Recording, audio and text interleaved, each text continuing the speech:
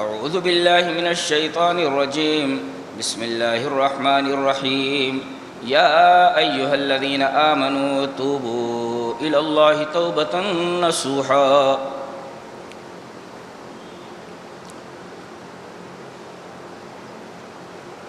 آج کا عنوان، جس عنوان پر ہم گفتگو کرنے جا رہے ہیں،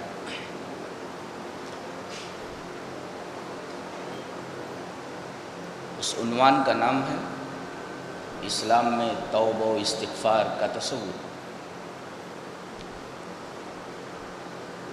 تو پہلے دونوں کا مطلب سمجھ لیتے ہیں، توبہ کسے کہتے ہیں اور استغفار کسے کہتے ہیں۔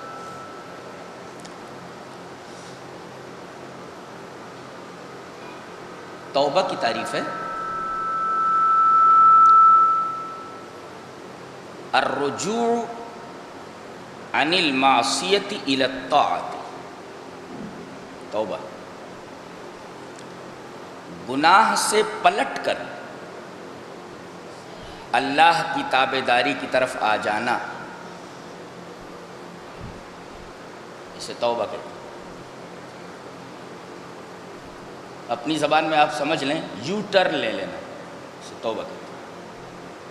کوئی پوچھے کہ توبہ کسے کہتے ہیں، بولے یو ٹرن لینے کا نام توبہ۔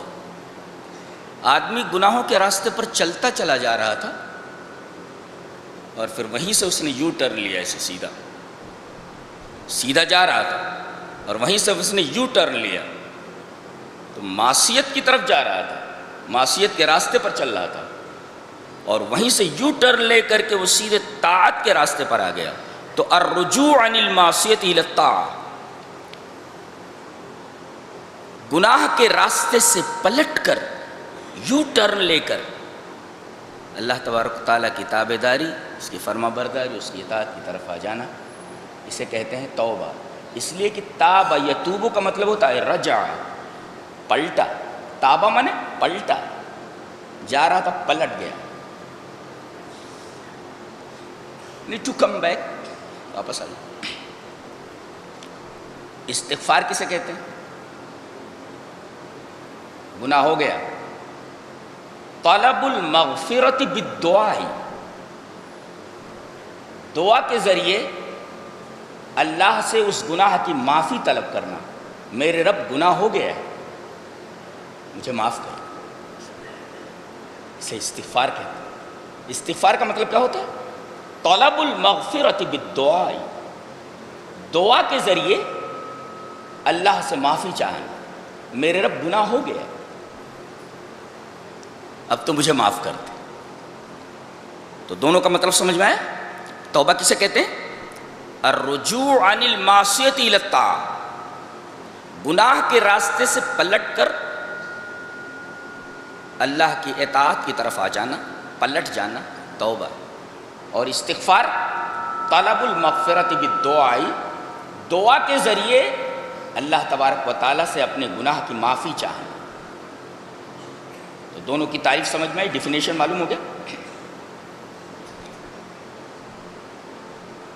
اللہ تبارک و تعالیٰ کو توبہ کتنی پسند ہے، توبہ کو کتنا محبوب رکھتا ہے، آئیے ایک حدیث دیکھتے ہیں۔ حدیث اس طرح، وعن ابی موسیٰ رضی اللہ تعالی عنہ عن النبی صلی اللہ علیہ وسلم قال ان اللہ عز وجل یبسط یدہ باللیل ثم لیتوب مسیء النہار ویبسط یدہ باللیل لیتوب مسیء النہار حتی تطلع الشمس من مغربها، رواہ مسلم فی کتاب التوبہ۔ حضرت امام مسلم رحمہ اللہ اس حدیث کو ایسے ہی مسلم شریف کتاب التوبہ میں لائے ہیں، راوی حضرت ابو موسیٰ اشعری۔ حضرت ابو موسیٰ فرماتے ہیں کہ نبی اکرم صلی اللہ علیہ وسلم نے ارشاد فرمایا کہ اللہ تبارک و تعالی رات میں اپنے ہاتھ کو پھیلاتا ہے۔ اللہ،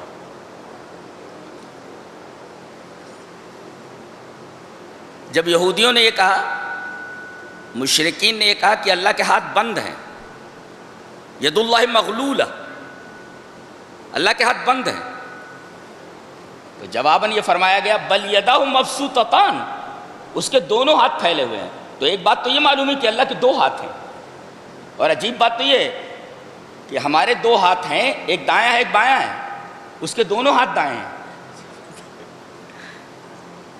تو اس آیت کریمہ سے معلوم ہوا کہ اللہ کے دو ہاتھ ہیں، بل یداہ مبسوطتان، اس کے دونوں ہاتھ پھیلے ہوئے ہیں۔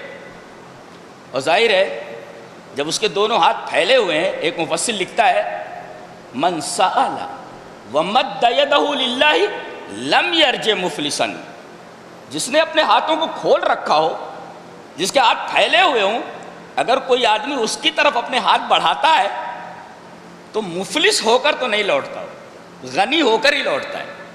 لہذا جب اللہ تبارک و تعالیٰ اپنے ہاتھوں کو پھیلائے ہوئے ہے تو مانگو نا اس کے سامنے ہاتھ۔ اب جب ہاتھ پھیلائے ہوئے ہے تو اس کے سامنے ہاتھ پھیلا دو۔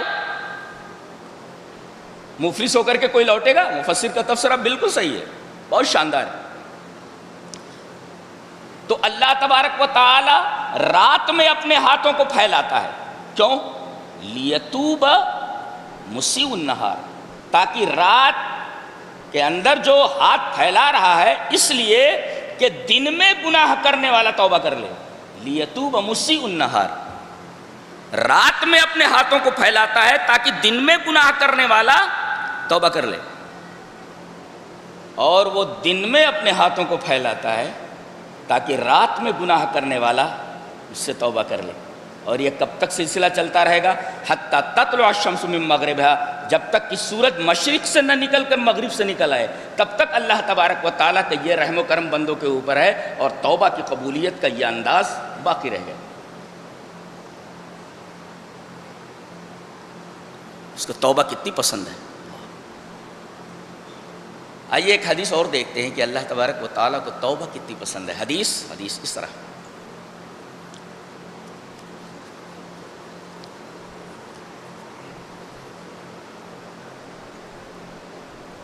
وعن انس بن مالک رضی اللہ تعالی عنہ ان رسول اللہ صلی اللہ علیہ وسلم قال للہ اشد فرحا بتوبۃ عبدہ من احدکم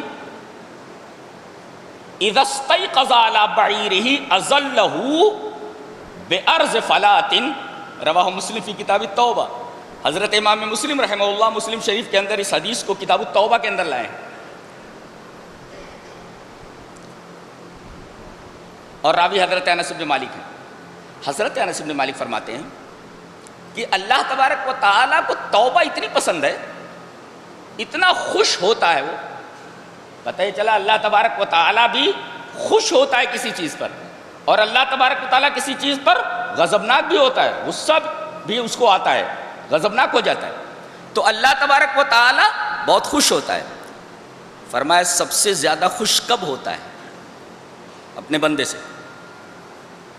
یوں تو آدمی نماز پڑھتا ہے اللہ تبارک و تعالیٰ خوش ہوتا ہے، روزے رکھتا ہے اللہ تبارک و تعالیٰ خوش ہوتا ہے، حج کرتا ہے اللہ تبارک و تعالیٰ بہت خوش ہوتا ہے، زکوٰۃ دیتا ہے اللہ تبارک و تعالیٰ خوش ہوتا ہے، بہت ساری نیکیاں کرتا ہے اللہ تبارک و تعالیٰ خوش ہوتا ہے، مگر سب سے زیادہ خوش کب ہوتا ہے؟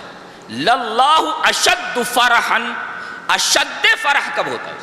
سب سے زیادہ اشد، جیسے کہا نہیں،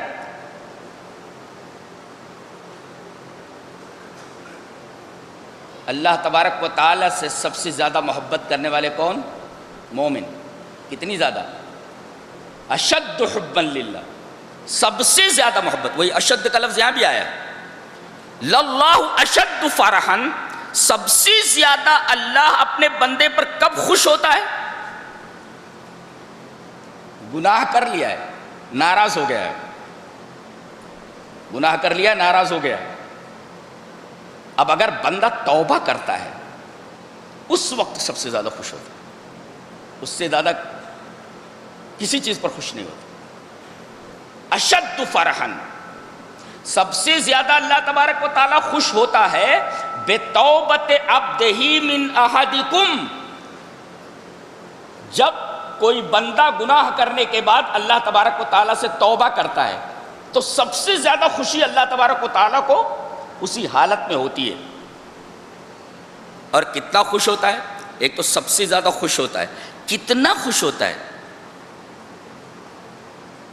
وہ بتایا گیا کہ ایک آدمی ہے فلات کے اندر جا رہا ہے. فلات کہتے ہیں جنگل کو, صحرا کو. اس کی اونٹنی کے اوپر پانی لدا ہوا ہے اور صحرا بہت طویل ہے. اس کو پار کرنے کے لیے کافی وقت درکار ہے. اس صحرا کو اسے پار کرنا, قطع کرنا. اس کی اونٹنی کے اوپر پانی ہے, مشکیزہ ہے جس میں پانی بھرا ہوا ہے. اس کی اونٹنی کے اوپر اس کا توشہ ہے. ایک درخت کے نیچے تھوڑا آرام کرنے کے لیے بیٹھ جاتا ہے, اسے تھوڑی اونگ آ جاتی ہے. جب اس کی آنکھ کھلتی ہے تو دیکھتا ہے کہ اونٹنی غائب ہے. اضلہ, اونٹ گم ہو گیا اس کا. اب وہ حیران و پریشان ہے, ادھر جاتا ہے ادھر جاتا ہے, ادھر دیکھتا ہے ادھر دیکھتا ہے, اونٹ ہے کہ دکھائی نہیں دیتا. زاروں قطار رونے لگتا ہے. کہتا ہے اب تو میری موت لازم ہے, اس لیے کہ نہ میرے پاس پانی ہے نہ میرے پاس کھانا ہے, اور اتنا طویل صحرا مجھے عبور کرنا ہے, اتنا طویل صحرا مجھے قطع کرنا ہے, اور یہاں پانی بھی نہیں ہے اور کھانا بھی نہیں ہے, میری موت لازمی ہے.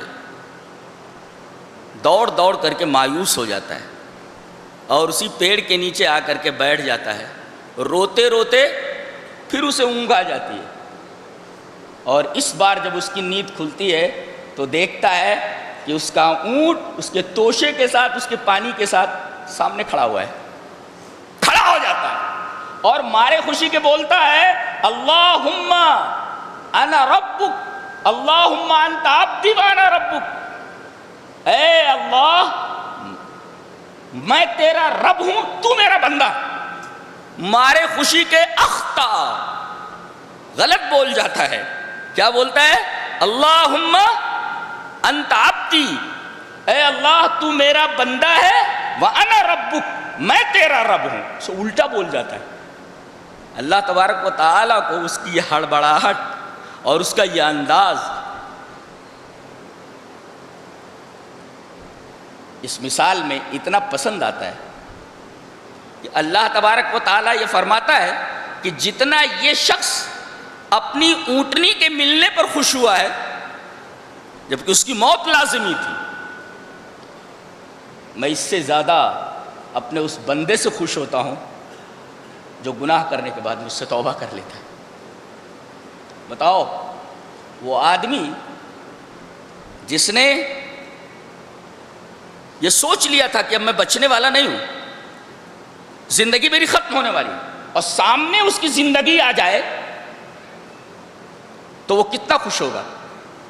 مارے خوشی کے وہ الٹا بول جاتا ہے کہ تو میرا بندہ ہے, میں تیرا رب ہوں. اللہ سے بولتا ہے. اللہ فرماتا ہے یہ بندہ جس طرح اپنی اس اونٹنی, اپنے اس اونٹ کے ملنے پر خوش ہوا ہے, میں گناہ کرنے کے بعد بندہ جب مجھ سے توبہ کرتا ہے تو میں اس آدمی سے زیادہ خوش ہوتا ہوں بندے کے اوپر. تو ایک تو ہے سب سے زیادہ خوش ہوتا ہے. کتنا خوش ہوتا ہے وہ بتایا گیا, اتنا خوش ہوتا ہے بلکہ اس سے بھی زیادہ خوش ہوتا ہے. اللہ, تو گناہ ہو گئے تو اب توبہ کر لیجیے, اور اللہ تبارک و تعالی توبہ سے کتنا خوش ہوتا ہے آپ کو معلوم ہو. علامہ ابن قیم رحمہ اللہ کی ایک کتاب ہے مدارج السالکین, اس میں انہوں نے ایک واقعہ لکھا ہے کہ بعض عارفین نے ایک گلی میں دیکھا کہ ایک عورت اپنے بچے کو خوب مار رہی ہے, پیٹ رہی ہے. بچہ ہے کہ چلا رہا ہے اور ماں اسے مارتی جا رہی ہے, اور مارنے کے بعد اس کو گھر سے نکال دیا اور دروازہ اس کے منہ کے اوپر بند کر لیا. اب بچہ دیکھ رہا ہے کہ دروازہ بند ہے. تھوڑی دور جاتا ہے, غیر بعید, تھوڑی دور جاتا ہے, متفکرن حزینن, بڑا فکر مند ہے اور بہت زیادہ غمزدہ ہے, بہت زیادہ غمگین ہے. تھوڑی دور جا کر کے پھر پلٹتا ہے, چاروں طرف دیکھتا ہے, اس کا کوئی پرسانے حال نہیں ہے, کوئی اس کو پوچھنے کے لیے نہیں آ رہا ہے کہ کیا بات ہے. تھوڑی دور جا کر کے وہ پلٹتا ہے, اور جب گھر پہ پہنچتا ہے وہیں آتا ہے, گھر پر ہی آتا ہے, دیکھتا ہے تو دروازہ اب بھی بند ہے. روتے ہوئے اپنے گال کو چوکھٹ کے اوپر رکھ کر کے سو جاتا ہے. تھوڑی دیر کے بعد ماں جب دروازہ کھولتی ہے تو بچے کی جو حالت ہے وہ دیکھتی ہے کہ دھول سے ہٹا ہوا ہے اور چوکھٹ کے اوپر گال رکھ کر کے سو رہا ہے. بے قرار ہو کر کے اس کے اوپر گر پڑتی ہے اور اسے گود میں لے کر کے اسے چومنے لگتی ہے. کہتی ہے میرے بچے، میں برابر کہہ رہی تھی نا تو مجھے مت ستایا کر، تو غصہ مجھے مت دلایا کر. اور دیکھ تو پلٹ کر کے آیا نا میرے پاس، میرے علاوہ تیرا ہے کون؟ میں ہی تو تیری سب کچھ ہوں. اب بتاؤ، اگر بندہ گناہ کے راستے پر جا کر کے اگر واپس اللہ کے در پر پلٹ آتا ہے، فکر مند ہے اپنے گناہ پر، غمگین ہے اپنے گناہ پر، تو ماں کا یہ حال ہے کہ اسے اپنے گود میں لے کر کے، اپنی آغوش میں لے کر کے چومتی ہے، چاٹتی ہے اور کہتی ہے کہ میں نہیں کہہ رہی تھی کہ میری مخالفت مت کر، میں جو کہہ رہی ہوں میری بات مانا کر. بتاؤ، اس ماں سے سینکڑوں گنا زیادہ اللہ تبارک و تعالی رحیم ہے. بندہ جب گناہ سے اس کی طرف پلٹتا ہے تو بتائیے اللہ تبارک و تعالی اسے معاف نہیں کرے گا؟ جب توبہ اسے اتنی زیادہ پسند ہے تو گناہ ہو جانا یہ اہم نہیں، اہم یہ ہے کہ آپ نے گناہ کے بعد توبہ کی ہے یا نہیں. لہذا گناہ کتنے بھی ہو گئے ہوں، گناہوں کی تعداد کتنی ہی زیادہ کیوں نہ ہو گئی ہو، ہمیں اللہ تبارک و تعالیٰ کی رحمت سے مایوس ہونے کی ضرورت نہیں ہے. قُلْ يَا عِبَادِيَ الَّذِينَ أَسْرَفُوا عَلَىٰ أَنفُسِهِمْ لَا تَقْنَطُوا مِن رَحْمَتِ اللَّهِ. اے میرے بندو جنہوں نے اپنے اوپر ظلم کر لیا ہے، بہت گناہ کر لیے ہیں، لا تقنطوا من رحمت اللہ، میری رحمت سے مایوس مت ہونا. ان اللہ یغفر الذنوب جميعا، اللہ تبارک و تعالیٰ تمہارے تمام گناہوں کو معاف کر دے گا. انہ هو الغفور الرحیم، اس لیے کہ وہ غفور الرحیم ہے، وہ گناہ کو معاف نہیں کرے گا تو کون کرے گا؟ اللہ تبارک و تعالیٰ نے ایک جگہ ارشاد فرمایا ومن یغفر الذنوب الا اللہ، اللہ کے علاوہ گناہوں کو معاف کرنے والا کون؟ کیا شان ہے بات کرنے کی. اللہ فرماتا ہے میرے علاوہ گناہوں کو کون بخشنے والا؟ میں ہی تو بخشنے والا ہوں.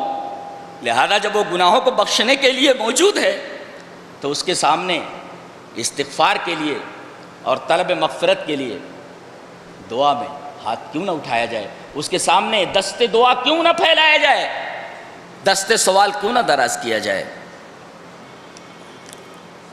اللہ تبارک و تعالیٰ کو توبہ اتنی پسند ہے کہ بندہ گناہ کے راستے پر جاتے جاتے کیسے میری طرف پلٹ کر آیا ہے، بہت خوش ہوتا، بہت خوش ہوتا. تو اہم یہ نہیں ہے کہ تم نے گناہ کر لیے، اہم یہ ہے کہ تم نے گناہ کرنے کے بعد توبہ کی ہے یا نہیں کی. اصل توبہ ہے، مرنے سے پہلے توبہ کر لو، بخشش کا پورا امکان ہے، اللہ تبارک تعالیٰ تمہارے تمام گناہوں کو بخش دے گا.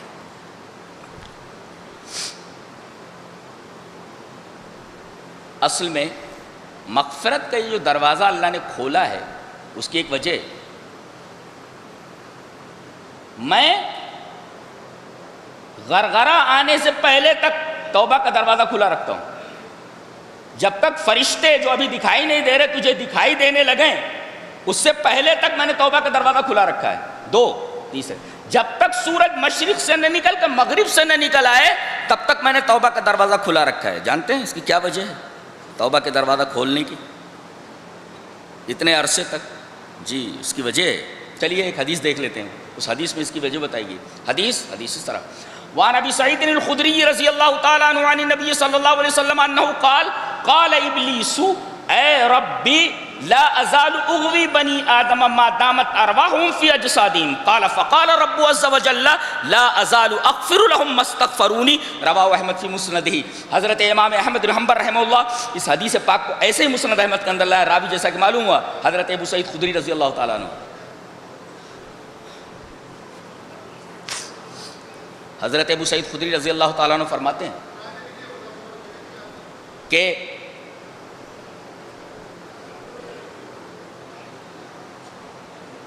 شیطان نے جب اللہ تعالیٰ نے اسے راندے درگاہ کیا تو اس نے کہا تو نے مجھے اس کی وجہ سے گمراہ کیا ہے، آدم کی وجہ سے، میں اس کو اور اس کی اولاد کو چھوڑنے والا نہیں. ارے بھائی پنگا تیرا، جھگڑا تیرا تو آدم سے ہے نا، باپ سے، تو پوری نسل کے اوپر نگاہ رکھ رہا ہے، پوری نسل کے پیچھے پڑ گیا ہے، اتنا بڑا شیطان ہے، اتنا بڑا بدماش ہے۔ کہنے لگا تو نے مجھے اس کی وجہ سے گمراہ کیا ہے، لا ازال اغوی بنی آدم، میں آدم کی اولاد کو برابر گمراہ کرتا رہوں گا، نیکی کے راستے سے ہٹاتا رہوں گا، کب تک میں ان کو گمراہ کرتا رہوں گا، ما دامت ارواحہم فی اجسادہم، جب تک ان کی روحیں ان کے جسموں میں ہیں، جب تک یہ مر نہیں جاتے، مرنے تک میں ان کو گمراہ کرتا رہوں گا۔ یہ چیلنج کیا تھا اس نے اللہ کے سامنے۔ کتنا بڑا شوق چشم ہے، دلیری دیکھو، جرات دیکھو، اور اللہ تبارک و تعالیٰ کا حلم دیکھو۔ اصل میں شیطان کو اتنی کھلی چھوٹ اس وجہ سے اللہ نے دی ہے کیونکہ اللہ حلیم ہے۔ حضرت امام احمد بن حنبل رحمہ اللہ، یہ مامون الرشید اعظم کے زمانے میں ہے، یہ ہارون رشید کا بیٹا ہے، اور بہت باجبروت بادشاہ گزرا ہے، بہت پاورفل بادشاہ گزرا ہے، پوری دنیا میں اس کی دھاک تھی۔ وہ جب قیصر قسطنطنیہ کو خط لکھتا تھا، جانتے کیا لکھتا تھا؟ او ڈاگ آف روما، یا کلب الروم، اے روم کے کتے، ذرا سیدھے رہ ورنہ بھیجتا ہوں فوج۔ سب پوری دنیا کانپتی تھی اس طرح۔ قیصر قسطنطنیہ کی یورپ کے بادشاہ کو ایسا خط لکھنا، او ڈاگ آف روما، ایسا خطاب کرتا تھا، اے روم کے کتے۔ کہاں تھے ہم، کہاں آ گئے ہیں؟ یہ وہی بادشاہ ہے، یہ ہارون رشید کا بیٹا ہے، مامون الرشید اعظم۔ علماء سو نے، برے علماء نے، علماء دو طریقے کے ہوتے ہیں، علماء حق اور علماء سو، پیسہ کمانے والے علماء، اور ایک سچ مچ اللہ تبارک و تعالیٰ کے دین کو پھیلانے والے، خلوص کے ساتھ، اخلاص کے ساتھ اس کا دین لوگوں تک پہنچانے والے علماء، علماء حق۔ یہ دو طریقے کے علماء ہوتے ہیں، اور یہ ہمیشہ دنیا میں موجود رہے ہیں۔ اب ایک بشر مریسی کر کے، اس نے بادشاہ کو یہ بتایا کہ قرآن مخلوق ہے۔ حضرت امام احمد بن حنبل سے پوچھا گیا، آپ نے کہا قرآن غیر مخلوق ہے، اس لیے کہ اللہ کا کلام ہے، اور اللہ کا کلام غیر مخلوق ہوتا ہے۔ اس پر حضرت امام احمد بن حنبل رحمہ اللہ کو جیل میں ڈال دیا گیا، اور ایسے کوڑے مارے گئے۔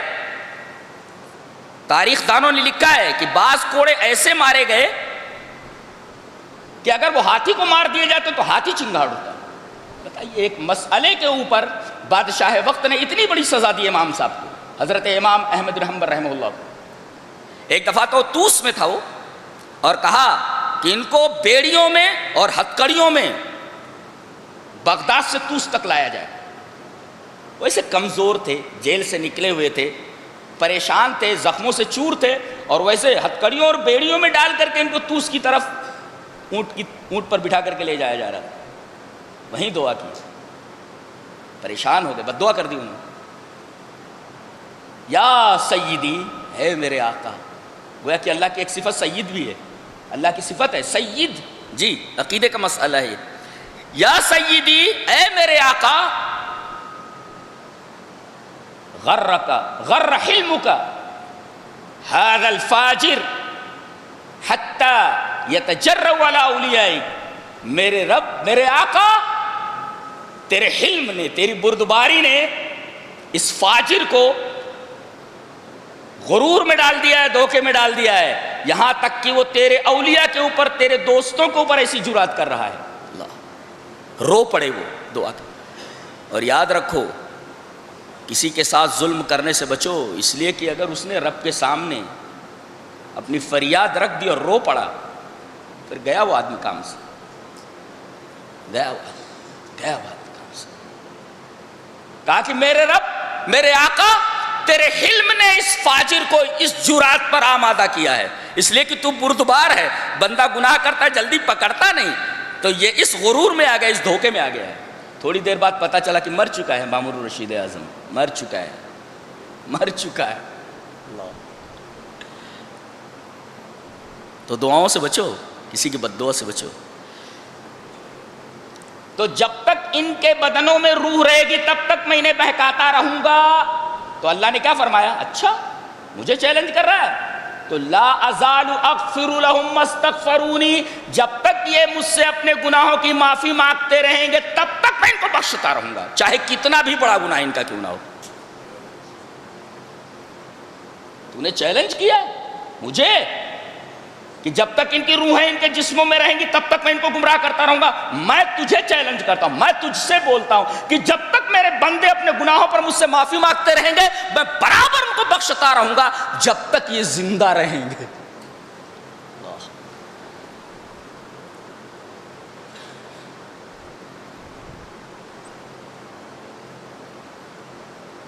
ہمارے ہاں گناہ کا عجیب و غریب تصور ہے.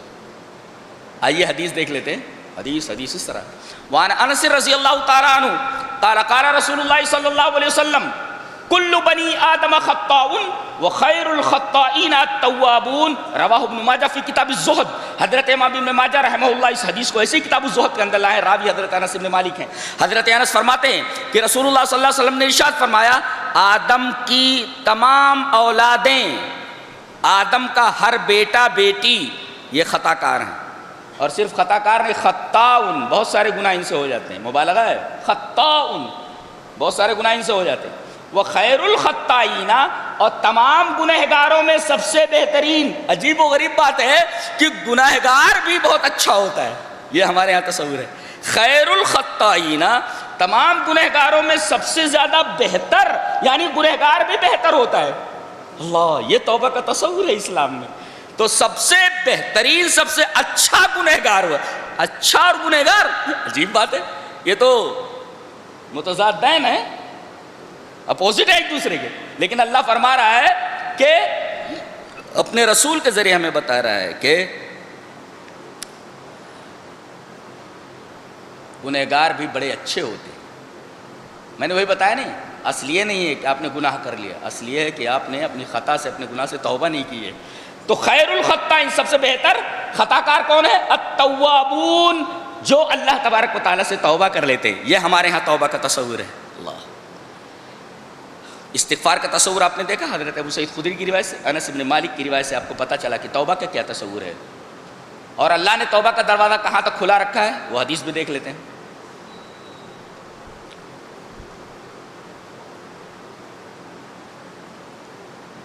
عن ابن عمر رضی اللہ تعالی عنہما عن النبی صلی اللہ علیہ وسلم قال ان اللہ یقبل توبۃ العبد ما لم یغرغر رواہ ابن ماجہ فی کتاب الزہد. حضرت امام ابن ماجہ رحمہ اللہ اس حدیث کو بھی کتاب الزہد کے اندر لائے ابن ماجہ میں, اور البانی نے ان دونوں حدیثوں کو جو میں نے ابھی پڑھی درجہ حسن تک پہنچایا ہے. یہ حسن درجے کی روایت ہے.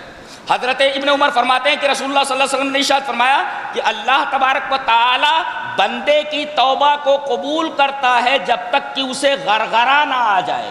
غرغرہ نہ آ جائے, غرغرہ سے پہلے تک, غرغرہ آنے لگا اب توبہ کا دروازہ بند ہو گیا. غرغرہ آنے سے پہلے تک اگر اس نے توبہ کر لی ہے تو اللہ اس کی توبہ کو قبول کر لیتا ہے. اللہ اکبر, مرنے سے پہلے تک, اس لیے کہ غرغرہ کے بعد اب تو موت ہی ہے. تو غرغرہ آنے سے پہلے تک اللہ تبارک تعالیٰ توبہ کو قبول کرتا ہے. غرغرہ کسے کہتے ہیں وہ سمجھ لو. غرغرہ کس کو کہتے ہیں؟ آدمی مرنے والا ہے, مر رہا ہے, ابھی سانس چل رہی ہے, تو لوگ پاس میں بیٹھ کر کے اس کو منہ میں پتلی چیزیں ڈالتے رہتے ہیں, جیسے پانی ہے, شربت ہے, کچھ اور چیز ہے, وہ ڈالتے رہتے ہیں. تو غرغرہ کسے کہتے ہیں؟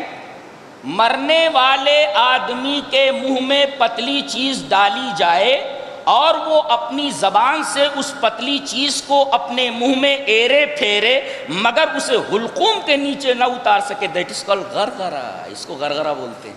یعنی جتنا کھانا تھا کھا لیا, جتنا پینا تھا پی لیا, اب ایک قطرہ بھی تیرے حلق سے نیچے اترنے والا نہیں ہے اور ایک دانہ بھی اب تیرے حلق سے نیچے اترنے والا نہیں ہے. تو اسے غرغرہ کہتے ہیں. غرغرہ کسے کہتے ہیں؟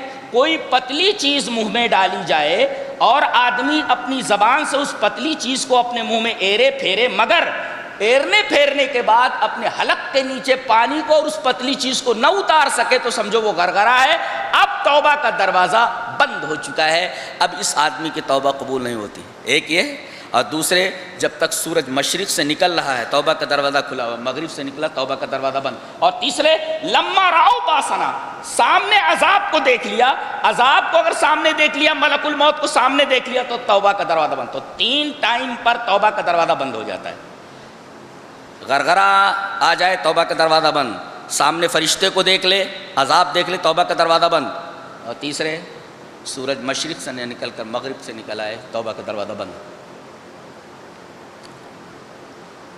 اچھا آدمی توبہ کر لے تو کیسا ہو جاتا ہے؟ آئیے وہ حدیث بھی دیکھ لیتے ہیں۔ ان ابی عبیدۃ ان عبد اللہ ان ابیہ قال قال رسول اللہ صلی اللہ علیہ وسلم التائب من الذنب کمن لا ذنب لہ، رواہ الترمذی فی ابواب الدعوات۔ حضرت امام ترمذی رحمہ اللہ جہاں دعاؤں کا بیان ہے اس حدیث کو وہیں لائے، ابواب الدعوات میں لائے، ابواب دعوات کے اندر اس روایت کو لائے، اور راوی حضرت ابو عبیدہ ہیں، وہ اپنے باپ سے روایت کرتے ہیں کہ رسول اللہ صلی اللہ علیہ وسلم نے ارشاد فرمایا کہ آدمی اگر اپنی خطاؤں سے، اپنے گناہوں سے توبہ کر لے تو سمجھو اس نے گناہ کیا ہی نہیں۔ التائب من الذنب کمن لا ذنب لہ، گناہوں سے توبہ کرنے والا آدمی اس آدمی کی طرح ہے جس نے کوئی گناہ کیا ہی نہیں۔ اللہ اکبر، پورے گناہ ختم ہو گئے توبہ کی وجہ سے۔ یہ توبہ کا تصور اسلام کے اندر ہے۔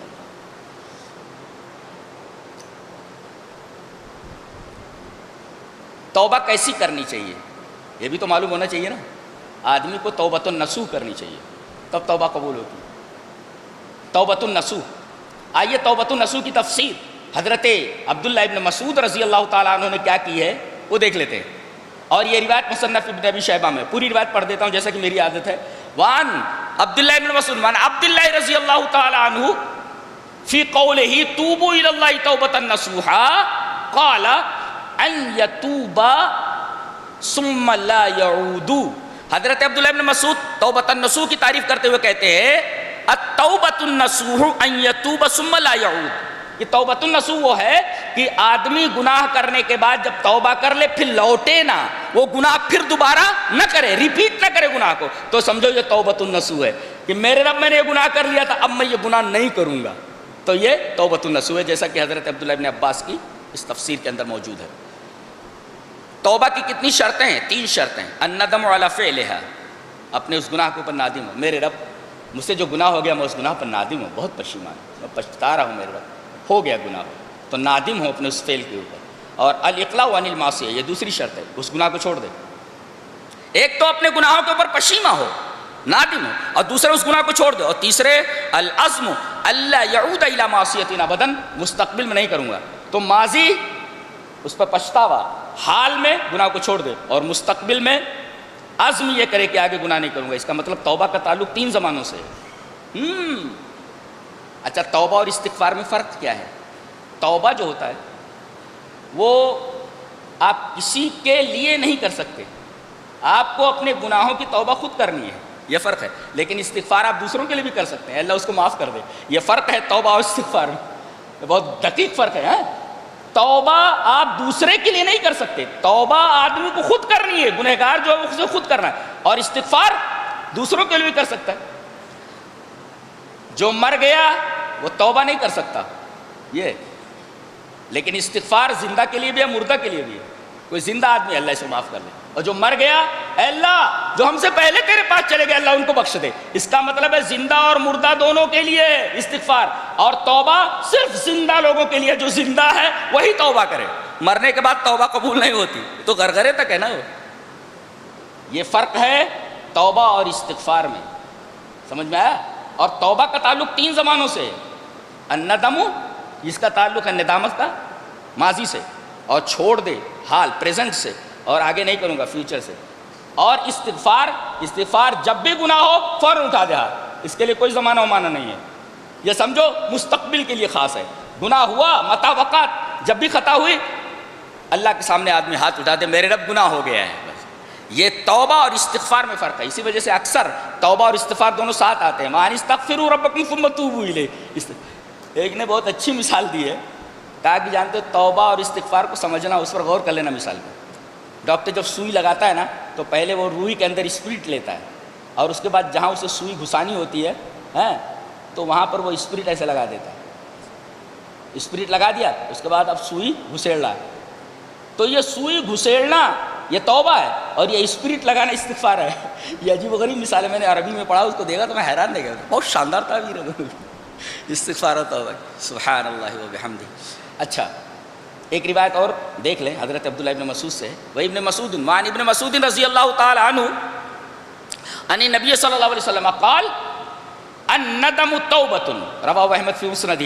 حضرت امام احمد رحمہ اللہ اس حدیث کو ایسے ہی مسند احمد کے اندر لائے. حضرت عبداللہ ابن مسعود فرماتے کہ رسول اللہ صلی اللہ علیہ وسلم نے ارشاد فرمایا کہ ندامت توبہ ہے. آدمی پچھتانے لگے اپنے گناہوں کے اوپر, اس کا مطلب یہ ہے کہ آدمی اپنے گناہوں سے توبہ کرنا چاہ رہا ہے, تبھی تو پچھتا رہا ہے. تو گویا کہ پچھتانا اور نادم ہونا یہ توبہ ہے.